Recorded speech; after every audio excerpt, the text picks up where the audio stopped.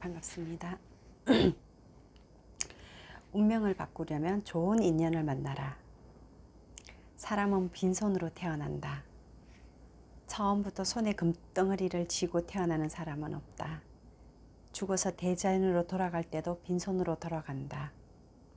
인생은 빈손으로 태어나서 빈손으로 돌아가는 공수레의 공수거이다. 사람들은 재물과 권력, 명예를 일생 동안 내 것인 줄 알고 탐하지만 죽을 때는 아무것도 갖고 가지 못하는데도 오직 여기에만 집착한다. 더 큰 문제는 공술의 공수거의 대자연의 원칙을 아직도 모르는 데 있다. 이처럼 인간은 어리석은 존재이다. 물론 그 중에는 잘난 부모로 인해 금수저로 물고 태어나는 사람도 있지만 극히 일부에 지나지 않는다. 그런데 어떤가? 방송과 언론들은 상위 0.1%의 삶을 여과 없이 보내보내고 있다. 일반인들의 삶과는 동떨어진 이야기를 담고 있는 아침 드라마를 보면 막장도 이런 막장이 없다. 이런 걸 보면서 요즘 사람들은 대리만족에 빠진다. 심지어 자신의 처지를 두고 부모를 원망하기도 한다. 방송과 언론이 낳은 이 시대의 또 다른 비극이다. 사람은 누구나 엄양오행설에 따라 팔자를 지니고 태어난다고 한다. 팔자는 사람이 태어난 연, 월, 일시에 해당되는 간지 8글자를 말하는데 나중에 사람의 화복 생사를 판단하는 기준으로 바뀐 것이다. 그럼 사람은 정말 팔자를 갖고 태어날까? 조선시대에는 신분제도가 있어서 양반의 자식으로 태어나면 양반, 쌍놈의 자식으로 태어나면 쌍놈이었다. 그런 까닭에 아무리 노력해도 태어난 자신의 팔자를 바꿀 수가 없었다. 지금 시대는 어떤가? 부모 팔자를 지니고 태어나기는 하지만 자신의 노력으로 충분히 팔자를 바꿀 수가 있다. 그런데 어떻게 해야 바꿀 수가 있을까? 자신의 노력과 남의 힘을 빌려야만 바꿀 수가 있다. 남의 힘이란 좋은 인연을 만나는 걸 의미한다. 말은 제주도로 보내고 사람은 서울로 보내라는 속담이 있다.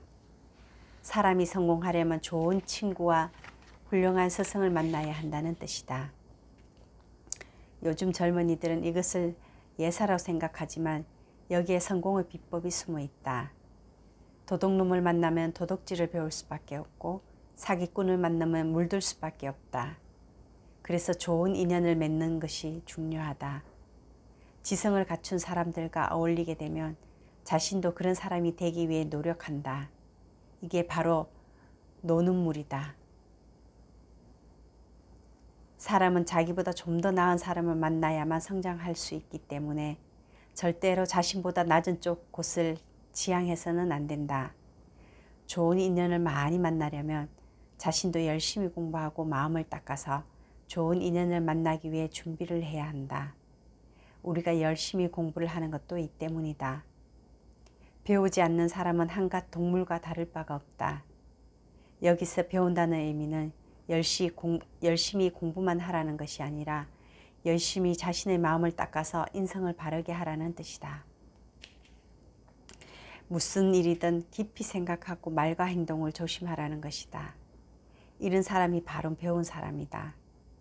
그런데 수학 한 문제 더 잘 푼다고 영어 한 줄 더 안다고 해서 허세를 부리는 젊은이들이 가끔 있다. 심지어 부모가 못 배웠다고 무식하는 자식들도 있다. 그런 사람이 인생에서 성공하는 것을 지금껏 나는 본 적이 없다. 설령 출세한다고 해도 이내 나락으로 떨어진다. 공부보다 더 중요한 건 사람됨이다. 지식이 많다고 성공하는 것이 아니라 부모, 형제와 남을 존중하는 사람이 더 크게 성공한다. 말하자면 바른 인성을 가진 사람이 성공할 확률이 높다는 것이다. 바른 인성을 지니고 있는 사람은 비록 남들보다 출발이 조금 늦어도 결국에는 더 크게 성공한다는 것이 바로 대자연의 이치이다. 늦다고 해서 실망해서는 안 된다.